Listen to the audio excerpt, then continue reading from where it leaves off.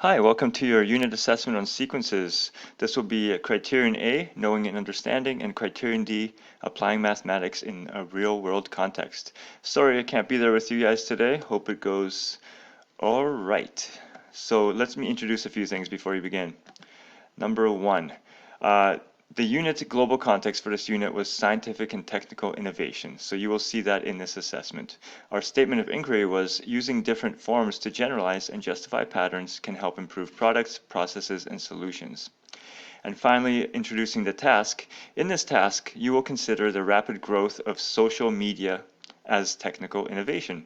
You will use different forms of sequences to generalize rules that can be used to model user data for several media platforms.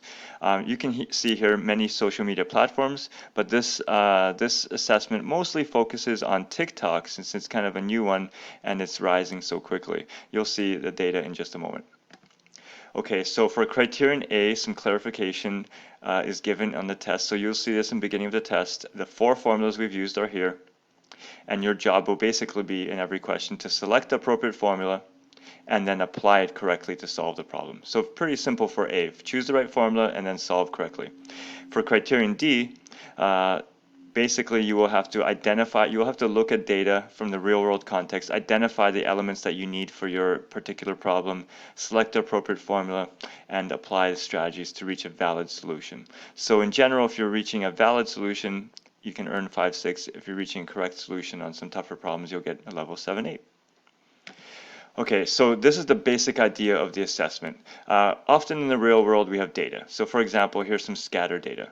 That data does not follow a perfect pattern. However, in math, we often take imperfect patterns and we apply rules to them, right? So here, a linear rule was applied to this scatter plot, and that's okay. We are going to have outliers in real world data, but we apply models as best as we can for the data that we have. So that's a pretty good fit model for that data.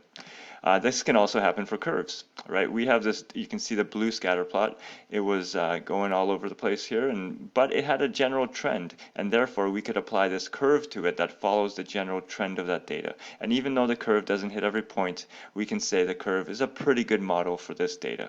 So again, that's what you'll be doing, but you'll be looking at TikTok data. So here's TikTok data, and you'll be given this data in pieces. You'll see in the assessment. It'll be like piece by piece, and you'll be doing some analysis.